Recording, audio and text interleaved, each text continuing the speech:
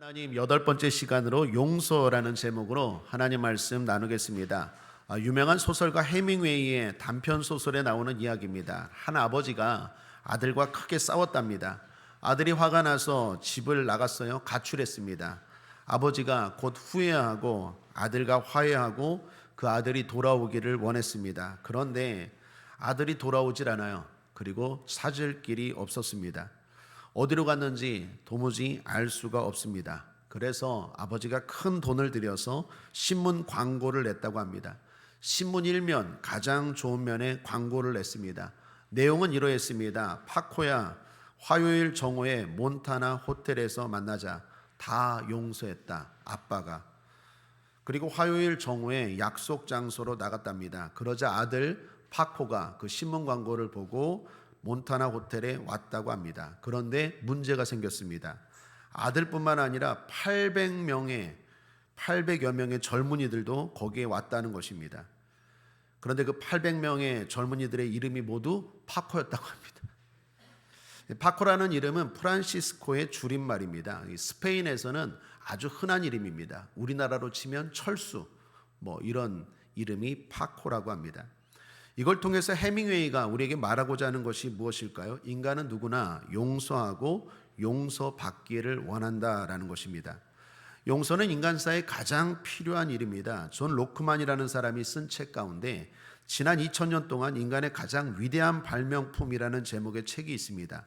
거기에 선정된 것들을 보면 인쇄술, 전기, 비행기, 컴퓨터 121가지가 선정되었습니다. 그런데 재미있는 건, 흥미로운 건 거기에 선정된 것 중에 하나가 지우개였다고 합니다.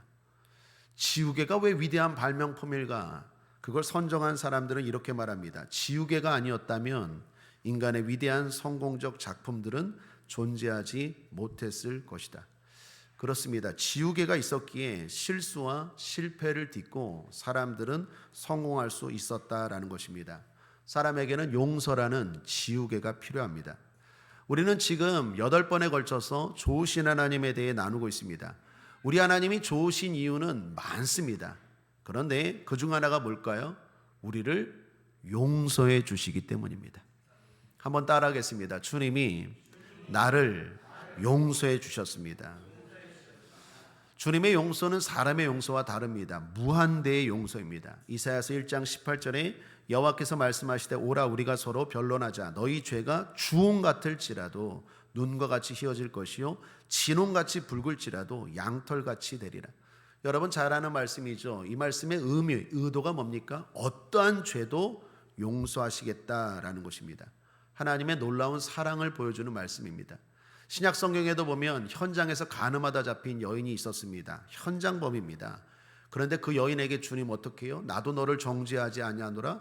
가서 다시는 죄를 범하지 말라. 용서하노라 라고 말씀합니다. 이 세상에 주님이 용서하지 못할 죄는 아무것도 없다라는 것입니다. 예수님의 용서는 무한대의 지우개입니다. 성도는 주님의 용서라는 무한대의 지우개를 가진 사람들입니다. 그래서 성도의 다른 이름은 용서받은 자, 또 극단적으로 말해서 용서의 특권을 가진 자입니다. 요한일서 1장 9절에 만일 우리가 우리 죄를 자백하면 저는 미쁘시고 의로우사 우리 죄를 사하시며 모든 불의에서 우리를 깨끗게 하실 것이요 모든 불의에서 우리를 깨끗게 하실 것이요. 자, 이 용서가 우리에게 중요한 이유가 있습니다. 그것은 곧 죄사함, 구원을 의미하기 때문입니다. 자, 지금부터 여러분들과 성구를 중심으로 좀 교리적으로 한번 설명해 보겠습니다. 여러분은 제가 제시하는 성구를 순서대로 한번 함께 읽어봐 주시기를 바랍니다. 제가 설명하고 성구를 소개하겠습니다. 자, 우리는 원래 죄로 인해서 인간은 모두 죄로 인해서 지옥에 갈 운명이었습니다. 함께 읽겠습니다. 로마서 3장 23절 모든 사람이 죄를 범하였음에 하나님의 영광에 이르지 못하더니 로마서 6장 23절 죄의 싹은 사망이요. 자, 그런데 하나님께서 우리 죄를 해결하시고 구원하시기 위해서 하나밖에 없는 독생자 예수님을 보내주신 줄 믿습니다. 요한복음 3장 17, 18절 함께 읽겠습니다. 하나님이 그 아들을 세상에 보내신 것은 세상을 심판하려 하심이 아니요 죄로 말미암아 세상이 구원을 받게 하려 하심이라. 저를 믿는 자는 심판을 받지 아니하는 것이요 믿지 아니하는 자는 하나님의 독생자의 이름을 믿지 아니함으로 벌써 심판을 받은 것이니라. 골로새서 1장 13, 14절도요. 그가 우리를 흑암의 권세에서 건져내사 그의 사랑의 아들의 나라로 옮기셨으니 그 아들 안에서 우리가 구속 곧 죄사함을 얻었도다. 이것은 하나님이 어떤 분임을 보여주는 것입니까? 좋으신 하나님이심을 증거하는 것입니다. 로마서 5장 8절 우리가 아직 죄인 되었을 때에 그리스도께서 우리를 위하여 죽으심으로 하나님께서 우리에게 대한 자기의 사랑을 확증하셨느니라. 그러므로 이 예수님만이 하나님의 사랑을 드러내고 우리의 죄를 해결해 주시고 구원해 주십니다. 히브리서 9장 28절 함께 읽죠. 이와 같이 그리스도도 많은 사람의 죄를 담당하시려고 단번에 들이신 바 되셨고, 로마서 5장 9절이요. 그러면 이제 우리가 그 피를 인하여 의롭다 하심을 얻었은즉 더욱 그로 말미암아 진노하심에서 구원을 얻을 것이니. 자, 이 예수님만이 구원자이십니다. 예수님 외에 다른 방법이 있습니까? 없습니다. 온리입니다. 예수님만이 하나님이 보내신 유일한 구세주입니다. 사도행전 4장 12절 함께 읽죠. 다른 이로서는 구원을 얻을 수 없나니 천하 인간의 구원을 얻을 만한 다른 이름을 우리에게 주신 일이 없음이니라 하였더라. 그러므로 예수를 믿는 자는 천국, 믿지 않으면 지옥입니다. 이건 불변의 진리입니다. 마태복음 25장 46절 저희는 영벌에 의인들은 영생에 들어가리라 하시니라. 그러므로 다른 복음을 믿는 건 잘못입니다. 그건 우리를 미혹해 하려는 마귀의 짓입니다. 갈라디아서 1장 7절 다른 복음은 없나니 다만 어떤 사람들이 너희를 요란케 하여 그리스도의 복음을 변하려 함이라. 그렇게 예수 외에 다른 복음을 전하는 사이비들, 이단들 어떻게 될까요? 저주받습니다. 갈라디아서 1장 8절 그러나 우리나 혹 하늘로부터 온 천사라도 우리가 너에게 전한 복음 외에 다른 복음을 전하면 저주를 받을지어다. 그러므로 이제 우리는 예수님을 믿음으로 죄가 해결됩니다. 그리고 영생을 얻게 되어 천국의 삶을 누리는 것입니다.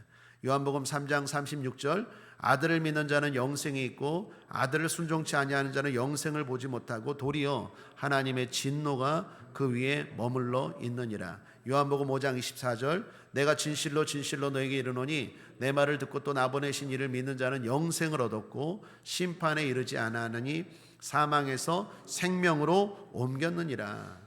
이제 세상의 그 무엇도 이 하나님의 사랑에서 우리를 끊을 수 없습니다. 로마서 8장 39절 높음이나 깊음이나 다른 아무 피조물이라도 우리를 우리 주 예수 그리스도 안에 있는 하나님의 사랑에서 끊을 수 없으리라. 그 말은 우리의 구원이 영원하다는 것입니까? 아니면 일시적이라는 것입니까? 영원합니다. 한 번 구원은 영원합니다. 요한복음 10장 28절 내가 저에게 영생을 주노니 영원히 멸망치 아니할 터이요 또 저희를 내 손에서 빼앗을 자가 없느니라. 그러므로 성도된 여러분들 두려워하지 마십시오. 성도는 이 땅에서 그 누구보다도 강합니다. 요한일서 5장 5절에 예수께서 하나님의 아들이심을 믿는 자가 아니면 세상을 이기는 자가 누구뇨? 저와 여러분은 세상을 마귀를 이길 수 있습니다. 또한 이겨야 됩니다. 그렇게 담대해야 돼. 동시에 우리는 주님은 두려워해야 돼요.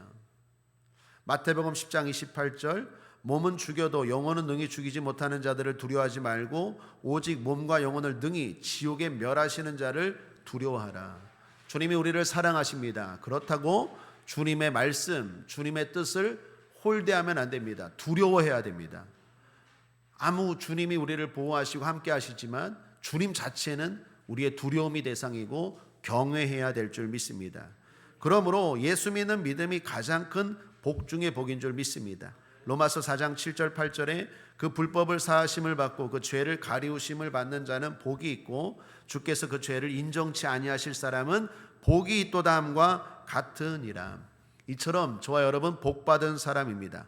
용서라는 큰 은혜를 누린 사람입니다.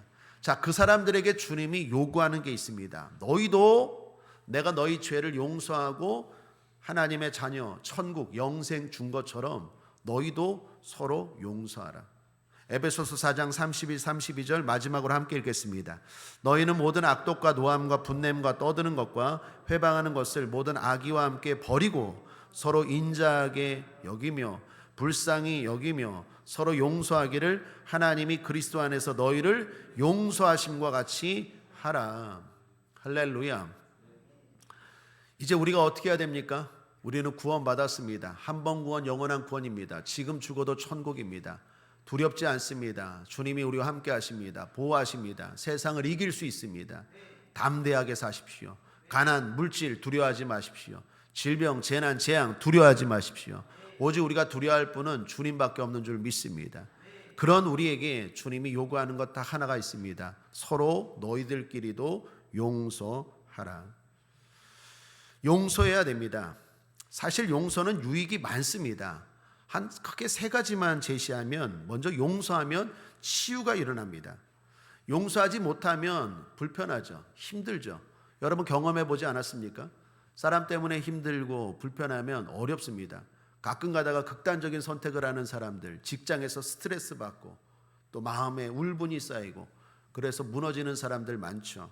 그런데 용서하면, 마음이 풀어지면 치유가 일어납니다. 어떤 약으로도 치유할 수 없는 마음의 병을 치유하게 되죠. 더욱이 마귀가 용서하지 못하면 틈을 삼아 공격합니다. 에베소서 4장 26, 27절을 보십시오. 분을 내어도 죄를 짓지 말며 해가 지도록 분을 품지 말고 마귀로 틈을 타지 못하게 하라. 제가 늘 자주 강조하는 말씀이죠. 분 낼 수 있습니다. 성도도 화가 날 수 있죠. 그런데 문제는 품는 거예요. 품으면 안 되고 풀어야 돼요. 한번 따라하겠습니다. 품지 말고 풀어야 한다. 언제? 해가 지도록. 그러니까 오늘 화가 날 수 있어요. 그러면 화날 수 있죠. 사람인데 왜 화가 안 납니까? 그런데 문제는 그걸 계속 품는 거예요. 이게 바보예요. 품으면 어떤 일이 일어납니까? 이 마귀가 역사하기 시작해요. 마귀가 오기 시작하는 거예요. 여러분 음식물 쓰레기랑 똑같습니다. 음식물 쓰레기 생기죠. 그러나 빨리 치워버리면 되는데 그거 안 치우면 계속 벌레들이 꼬이죠. 우리 인생도 마찬가지입니다. 내가 자꾸 울분을 품고 너 두고 봐라, 안 풀어 하면 계속 내 삶에 마귀가 공격해요. 여러분 마귀가 공격한다는 게 뭡니까? 도적질해 간다는 거예요. 하나님이 주신 기쁨, 평안, 행복, 심지어 심하면 건강, 욥기를 보십시오. 자녀, 물질, 마귀가 역사하니까 다 도적질 당해요. 마귀에게 틈은 딱 하나입니다. 분노. 풀지 못하면 마귀를 초청하는 것과 똑같아요. 그러므로 풀어야 됩니다. 용서하고 용서받아야 돼요. 그래야 치유가 일어납니다. 뿐만 아니라 용서하면 축복이 임합니다. 흔히 용서와 관련해서 아프리카를 이야기할 때 두 나라를 비교합니다. 하나는 르완다이고 하나는 남아프리카입니다. 르완다는 과거 유럽의 벨기에가 지배했습니다. 벨기에에서 르완다가 1962년 독립을 하게 되죠. 그런데 르완다, 여러분 뉴스에서 많이 들어보지 않았습니까? 끊임없이 내전이 일어난 나라예요. 왜 이런 내전이 일어났을까? 벨기에가 르완다를 지배할 때 한 종족은 지배자로, 한 종족은 노예로 삼았대요. 우리로 치면은 일본이 우리나라를 지배할 때 전라도 사람들은 좀 높은 지배자로, 경상도 사람들은 낮은 지배를 받는 사람으로 이렇게 만들었다고 칩시다. 그렇게 만든 거예요. 그런데 벨기에에서 독립을 하고 나니까 노예로 살았던 종족이 자기를 지배했던 종족에게 분노가 있었던 거예요. 그래서 복수하기 시작했습니다. 그 복수가요 1994년까지 갔어요. 그 94년까지 복수를 하면서 죽은 사람들이 100만 명이 넘는데요. 르완다는 결국 용서하지 못해서 지옥과 같은 나라가 됐어요. 반대로 남아프리카 공화국은 천국과 같은 나라가 되었습니다. 그것은 용서의 힘이었어요. 여러분 남아프리카는 과거 영국의 식민지였습니다. 그런데 영국이 해방시켜줬어요. 해방시켜줬는데도 불구하고 이 영국이 남아프리카 공화국이 너무 아까운 거예요. 왜 그러냐면 남아프리카 공화국이 자연경관이 그렇게 좋대요. 저도 안 가봤습니다. 좋대요. 멋지대요. 뿐만 아니라 지하자원이 엄청나게 많대요. 그래서 독립은 시켜줬지만 백인들을 계속 보내서 지배층을 만든 거예요. 그러니까 독립이 됐지만 흑인들은 계속 억압을 당한 거예요. 그러다가 최초로 흑인 대통령이 탄생하죠. 누굽니까? 넬슨 만델라. 넬슨 만델라도 엄청나게 백인들에게 고통당하고 감옥 생활도 27년인가요? 오랫동안 했습니다. 그런데 넬슨 만델라가 대통령이 되고 나서 한 일이 르완다처럼 복수한 일이 아니라 다 용서합시다. 난 다 용서합니다. 계속 다니면서 용서를 얘기했어요. 백인들이 감동받았어요. 흑인들이 감동받았어요. 남아프리카는 지금 아프리카에서 제일 잘 사는 나라가 됐어요. 여기 두 나라를 보십시오. 용서하지 못한 르완다, 지옥과 같은 나라가 됐어요. 용서한 남아프리카, 천국이 되었습니다. 용서하면 평화가 임하고 용서하면 축복이 임하는 줄 믿습니다. 용서하면 사람도 없습니다. 김구 선생님이 중국에서 독립운동할 때 한 청년이 총 들고 암살하려다가 독립군에게 잡혔대요. 김구 선생이 그 얘기 듣고 그 청년을 데리고 오라 그러고 맨발로 뛰어나가서 청년을 끌어안고 이렇게 말했다고 합니다. 타지에서 한국의 대한민국의 젊은이를 보니까 너무 감동이라고 품어줬대요. 용서한 거죠. 그 젊은이가 감동받아서 결국에 김구 선생과 함께 죽을 때까지 독립운동에 앞장섰던 젊은이가 되었다라는 것입니다. 사랑하는 여러분, 용서하면 사람을 얻습니다. 요한복음 21장이 우리에게 감동인 건 무엇입니까? 예수님이 다 도망갔던 제자들, 배신하고 예수님을 부인했던 베드로, 그 용서하는 장면 아닙니까? 용서했기 때문에 제자를 얻고 용서했기 때문에 그 제자들이 세상에 나가서 세상을 뒤집은 거 아니겠습니까? 용서하면 사람을 얻습니다. 용서하면 치유가 임합니다. 용서하면 평화가 임하고 용서하면 건강하게 되고 용서하면 행복이 임하는 줄 믿습니다. 그럼에도 불구하고 혹시 용서가 안 되는 분들이 계실 거예요. 이해합니다. 저도 그랬고 또 목회하면서 그런 분들 많이 봤어요. 용서가 좋은 건 알아요.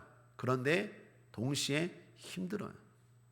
머리로는 아는데 감정으로는 잘 안 돼요. 그래서 혹자는 이렇게 말합니다. 용서가 용서도 안 되는 게 용서래요. 그만큼 힘들어요. 겉으로는 아멘 인정하지만 마음으로는 전혀 요동하지 않아요. 유익입니다. 축복입니다. 용서하면 건강하게 됩니다. 해도 이게 잘 안 되는 사람들이 있어요. 오늘 그런 분들 계시다면 오늘 이 말씀 잘 들으셔야 돼요. 주님이 그런 분들에게 하시는 말씀입니다. 오늘 이야기는 베드로의 질문으로 시작됩니다. 오늘 말씀 앞에 예수님은 죄 지은 한 사람에 대해 이야기하셨어요.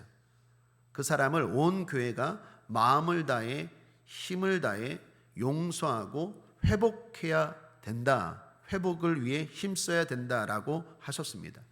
자, 그 말씀을 듣고입니다. 그 말씀을 듣고 베드로가 질문한 거예요. 그럼 주님, 한 사람이, 한 형제가, 교회 안에 한 형제가 잘못하면 몇 번이나 용서해야 됩니까?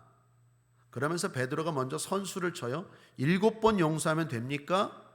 7번을 얘기한 건 당시 훌륭한 사람들은 보통 3번까지 용서합니다. 그러니까 3번까지 용서한 사람은 거의 성자라 불려요. 그런데 베드로는 거기서 더 나간 거예요. 7번을 제시한 거예요. 그리고 이쯤이면 충분하다 생각했을 거예요. 그런데 주님이 의외의 대답을 하십니다. 22절, 예수께서 가라사대 내게 이르노니 7번뿐 아니라 70번씩 7번이라도 할지니라. 이것의 헬라어 본문은요 2가지로 해석할 수 있습니다. 7번씩 70번씩 7번이라도 할지니라.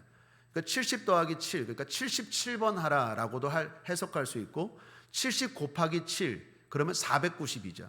그러니까 77, 490 다 해석이 가능해요. 뭐가 맞을까요? 둘 다 맞습니다. 근데 중요한 건 예수님이 말씀하신 의도예요. 77번 용서하라, 490번 용서하라 이 얘기가 아니라 무한대로 하라라는 거예요. 이 말을 듣고 베드로가 놀랐어요. 거기 모였던 사람들이 충격을 받았어요. 아니, 한 번 용서하는 것도 힘든데 나를 힘들게 하고 상처 주고 나 마음을 힘들게 하고 아프게 한 사람을 한 번 용서하는 것도 힘든데 무한대로 하라고? 이거 어떻게 할 수 있어? 황당하고 당황해합니다. 주님이 그걸 눈치채시고 한 이야기를 하세요. 비유로 한 이야기를 하십니다. 1만 달란트 빚진 사람이 있었다. 그런데 주인이 그 종의 빚을 다 탕감해 주었다. 불쌍히 여겨 탕감해 주었다. 그것은 거의 기적 같은 일이다. 기적 같은 은혜를 경험한 자가 너무 기뻐서 자기 집에 갔다. 그런데 가다가 자기에게 100데나리온 빚진 자를 만나서 기쁨이 사라졌다. 그리고 그를 붙잡고 내 돈 갚아 이놈아. 그 100데나리온 갚으라고 목을 졸랐대요. 못 갚은 나중에 갚는 데니까 감옥에 넣어버렸대요. 그 소식을 들은 주인이 1만 달란트 탕감해 준 주인이 너무 화가 났어요. 그래서 그를 다시 잡아와서 말합니다. 그리고 책망합니다. 내가 너에게 1만 달란트 빚을 그냥 무료로 탕감해 주었는데 너는 너에게 100데나리온 빚진 사람 목 잡고 감옥에 너 때문에 그게 옳은 일이냐? 책망하셨대요. 이것이 오늘 주님이 용서와 관련해서 하신 이야기입니다. 자, 여기서 1만 달란트 빚진 사람, 1만 달란트는 오늘날 우리나라 돈으로 치면요, 한 사람 한 6조 정도 됩니다. 약 6조. 엄청난 돈이죠. 100데나리온은 얼마일까요? 약 1,000만 원 정도 돼요. 1,000만 원이 많은 돈입니까? 적은 돈입니까? 여러분은 적습니까? 부자이시네. 1,000만 원도 많죠. 그러나 6조에 비하면 어떻습니까? 적죠. 오늘 주님이 이 이야기를 통해서 하는 얘기가 뭘까요? 구원받은 너희가 바로 1만 달란트 빚진 자이다. 기적 같은 은혜를 경험한 자이다. 그런데 그 은혜를 망각하고 자기에게 100데나리온 빚진 자에게 갚으라고 한다. 그게 옳은 일이냐라고 말하면서 결론은 용서하라라는 것입니다. 사랑하는 여러분, 성도의 용서는 마땅한 일입니다. 자, 그렇다면 어떻게 용서해야 될까요? 오늘 이 말씀에서 주님이 제시하는 답은 뭡니까? 천국의 관점에서 보라는 거예요. 이게 중요한 메시지입니다. 핵심입니다. 한번 따라하겠습니다. 용서는 천국의 관점에서 봐야 합니다. 천국의 관점에서 보지 않으면 용서 못해요. 안 해요. 용서를 못하는 분들, 그래도 안 하겠다 하는 분들은 오늘 이 말씀을 잘 보시고 천국의 관점에서 보셔야 돼요. 그리고 용서가 얼마나 중요한지를 깨달으셔야 돼요. 천국의 관점에서 본다는 것은 구체적으로 세 가지를 말합니다. 첫 번째, 내가 빚진 자라는 걸 알아야 돼요. 한번 따라하겠습니다. 나는 빚진 자입니다. 믿습니까? 우린 빚진 자예요. 하나님의 사랑에 빚진 자예요. 하나님이 아들까지 내어주셔서 우리를 은혜로 구원하신 줄 믿습니다. 구원은 선물입니다. 앞서 말한 것처럼 복 중에 믿음의 복보다 큰 게 어디 있습니까? 오늘 죽어도 우리는 천국이라니까요. 주님이 우리를 보호하신다니까요. 주님이 우리를 지키신다니까요. 우린 두려운 게 없다니까요. 이 모든 은혜를 말 그대로 은혜입니다. 하나님의 사랑으로 값없이 그냥 탕감해 줬어요. 지옥 갈 운명입니다. 우리도 세상에서 방황하고 정신없이 저렇게 쾌락에 즐기다 살다가 결국에는 이리 치이고 저리 치이다가 영원한 불, 영원한 지옥에 갈 자들이에요. 여러분, 지옥이 있어요. 낮이 있고 밤이 있는 것처럼, 위가 있고 땅이 있는 것처럼, 겨울이 있고 여름이 있는 것처럼 자연을 봐도 지옥은 있다니까요. 양이 있고 음이 있는 것처럼 지옥이 어디 있어? 분명히 있습니다. 영원한 벌 지옥이 있어요. 거기를 우리는 안 가요. 뿐만 아니라 이 땅에서도 우리는 지옥 같은 삶을 살지 않아요. 이유는 하나님의 은혜입니다. 1만 달란트 탕감해 준 은혜예요. 그걸 경험한 저와 여러분입니다. 그 생각 잊지 말아야 돼요. 나는 탕감받은 자이다. 빚을 탕감받은 자이다. 이거 잊지 말아야 돼요. 십자가를 볼 때마다 그 생각 가져야 될 줄 믿습니다. 제가 목회하면서 저를 힘들게 한 선배 목사님이 한 분 계세요. 목사님들은 어떻게 목사님이 힘들게 할까? 아닙니다. 목회자들도 아주 힘든 일들이 많습니다. 나를 그렇게 힘들게 하더라고요. 그냥 군대 선임보다도 더 힘들었어요. 목사 선배가 군대 선배보다 더 힘들더라고요. 눈총을 주고 이게 은근히 그냥 남들 보이는 데서 그냥 은혜롭고 막 이러면서 뒤에서는 그냥 본색을 드러내서 나를 그냥 힘들게 하는데 너무 힘들었어요. 그때 여러분 알다시피 우리 부교육자가 140 몇 명이었어요. 140 몇 명이 부교육자니 그 안에서 얼마나 여러 가지 일들이 있었겠습니까? 근데 그때 주님이 저에게 용서할 마음을 주신 게 바로 십자가였어요. 어느 날 예배를 드리는데 십자가를 보는데 그 십자가에서 피 흘리시는 주님의 눈이 저랑 딱 마주쳤어요. 내가 너를 위해서 용서했는데 너는 그것 가지고 섭섭하다고 힘들다고 똑같이 하냐? 제가 거기서 진짜 무너졌어요. 그때 이후로요, 마음이 불편할 때마다 십자가를 봐요. 그리고 이렇게 얘기해요. 예수님 나타나 주세요. 예수님 나타나 주세요. 사랑하는 여러분, 여기 십자가에 예수님 달리신 게 보이십니까? 그분이 왜 달리셨습니까? 저와 여러분 때문에 달리셨어요. 잊지 마십시오. 지옥 갈 자예요. 그 상태로는 지옥 갈 자라고. 그런데 주님 때문에 구원받은 거 감사한 줄 알아야 돼요. 제가 그걸 깨달았어요. 그래서 내 교만과 아집이 무너졌어요. 놀라운 건 그렇게 접근하니까 천국이 임하더래요. 스트레스 받고 나도 모르게 아니라고 말은 해요. 속은 다 풀었다고 하는데 아니요, 아니더라고. 내 몸이 반응을 하더라고요. 내 몸이. 그때부터 먹는 것도 즐겁고 사는 것도 즐겁고. 사랑하는 여러분, 내가 빚진 자라는 것 잊지 마시길 바랍니다. 둘째로 더 중요한 건 용서는 나의 용서를 위한 거예요. 주님 오늘 말씀에서 결론적으로 아주 중요한 말씀을 하시죠. 35절입니다. 함께 읽겠습니다. 너희가 각각 중심으로 형제를 용서하지 아니하면 내 천부께서도 너희에게 이와 같이 하시리라. 되게 무서운 말씀이에요. 이건 첫 번째보다 더 중요한 말씀이에요. 하나님이 나를 똑같이 대하시겠대요. 내가 다른 사람에게 하는 근거가 하나님이 나에게 하시는 바로미터가 되는 거예요. 그래서 이건 해야 돼요.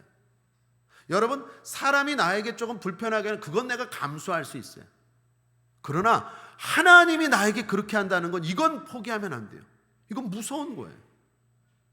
내가 사람에게 하는 거에 대해서 하나님도 나에게 그렇게 한대요. 여러분, 주기도문 가운데 이런 문구 나오죠. 우리가 우리에게 죄 지은 자를 사하여 준 것 같이 우리의 죄를 사하여 주옵시고. 주님이 가르쳐 주신 기도 아닙니까? 우리가 우리를 죄를 사하여 준 것처럼 주님이 우리를 사하여 주시는 거예요. 그건 역으로 말하면 내가 용서하지 않으면 하나님도 나의 죄를 용서하지 않아요. 좀 더 구체적으로 말할까요? 용서하지 않으면 하나님이 나를 똑같이 대하면 어떤 일이 일어나느냐? 기도가 막혀요. 기도가.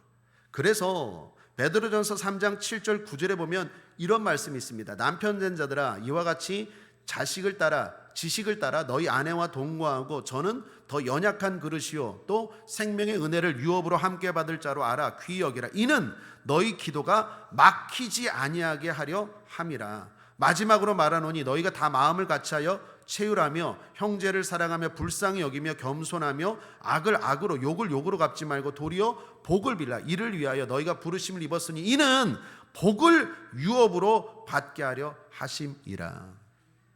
이 말씀이 무슨 말입니까? 이거 부부간에 관한 말씀이지만 꼭 부부간에 관한 말씀이 아니에요. 부부싸움 하지 말라는 거예요. 풀어버리라는 거예요. 부부만이 아니라 형제간에, 같은 성도 간에, 목회자와 성도 간에, 하나님의 자녀들 간에 풀어버리나. 그렇지 않으면 기도가 막힌다라는 거예요. 하나님이 이와 같이 하시리라. 여러분, 예배도 마찬가지입니다. 아무리 내가 예배는 축복인 줄 믿습니다. 신앙 고백합니다. 예배 드리면 복 받습니다. 맞습니다. 아브라함이 예배 드리고 복 받았어요. 솔로몬이 예배 잘 드리고 복 받았습니다. 예배는 축복입니다. 가장 복 받는 가장 확실하고 중요한 방법이 예배인 줄 믿습니다. 그런데 예배가 막혀버려요. 예배가. 마태복음 5장 23, 24절 보십시오. 그러므로 예물을 제단에 드리다가 거기서 내 형제에게 원망 들을 만한 일이 있는 줄 생각나거든 예물을 제단 앞에 두고 먼저 가서 형제와 화목하고 그 후에 와서 예물을 드리라. 먼저 풀고 와서 예배를 드리라는 거예요. 그렇지 않으면 막힌다니까요. 하나님이 받지 않으세요. 우리 삶을 한번 돌아봐야 돼요. 내가 그동안 열심히 기도했는데, 내가 그동안 열심히 예배드렸는데 왜 내 삶에 하나님의 응답이 없을까? 혹시 풀지 않아서 그런지 아는지 살펴보셔야 돼요. 그래서 유명한 말이 있습니다. 한번 따라하겠습니다. 풀어야 풀린다. 풀어야 풀려요. 사람과 풀어야 하나님과도 풀려요. 십자가, 사람과 풀려야 하나님과도 풀려요. 반대로 사람과 풀지 않으면 기도도 막히고 예배도 막혀요. 헛수고가 돼버린다는 거예요. 천국 관점에서 봐야 돼요. 용서라는 것 쉽게 생각하면 안 됩니다. 간단하게 생각하면 안 돼요. 중요하게 생각해야 되고 반드시 해야 되는 일인 줄 믿습니다. 무엇보다 마지막 셋째, 용서는 나의 천국의 삶을 위한 것입니다. 오늘 1절 이렇게 시작하죠. 마태복음 18장 1절. 그때의 제자들이 예수께 나와서 가로되 천국에서는 누가 크니이까? 흔히 마태복음 18장을 천국장이라고 말합니다. 천국 이야기 지금 하시는 거예요. 그러다가 용서 이야기한 거예요. 이는 무슨 말입니까? 용서라는 건 그렇게 간단하고 가볍지 않은 주제라는 것입니다. 용서하지 않으면 천국에서 큰 자가 되지 못해요. 뿐만 아니라 이 땅에서 천국의 삶을 누릴 수가 없어요. 천국과 관련해서 주님이 용서를 말씀하십니다. 우리에게 천국보다 중요한 게 어디 있겠습니까? 예수 믿는 가장 큰 이유가 천국 아니겠습니까? 그런데 그 천국을 그거 하나 풀지 못해서, 그 자존심 하나 꺾지 못해서 그 천국을 포기할 걸, 그 바보 같은 삶이죠. 그게 바로 마귀가 요구하는 거예요. 마귀가 노리는 거예요. 얼마나 어리석은 일. 그 엄청난 천국의 그 유익과 축복과 은혜와 능력을 그거 자존심 하나 때문에 포기한다. 이 바보 같은 게 어디 있어요? 그러니까 용서하지 못하는 사람은 가장 미련한 사람이에요. 가장 어리석은 사람이에요. 풀어야 풀립니다. 용서 힘든 거 압니다. 저도 경험해봤고 지금도 경험하는 일이에요. 그러나 그럼에도 불구하고 풀어야 돼요. 그래야 우리의 인생이 풀립니다. 그냥 이 땅에서의 삶이 아니라 천국의 삶이 풀리는 줄 믿습니다. 말씀을 정리합니다. 좋으신 하나님은 우리의 엄청난 죄를 용서해 주셨습니다. 그리고 지금도 우리의 크고 작은 죄를 용서해 주고 계십니다. 그 주님은 우리에게 용서하라고 말씀하십니다. 용서는 하나님의 명령이자 성도의 의무입니다. 뿐 아니라 용서는 치유와 승리와 축복이 임하는 복된 일입니다. 그럼에도 용서는 힘든 것이 사실입니다. 그렇다면 오늘 말씀을 통해 용서를 천국 관점에서 보시길 바랍니다. 용서는 나를 위한 것입니다.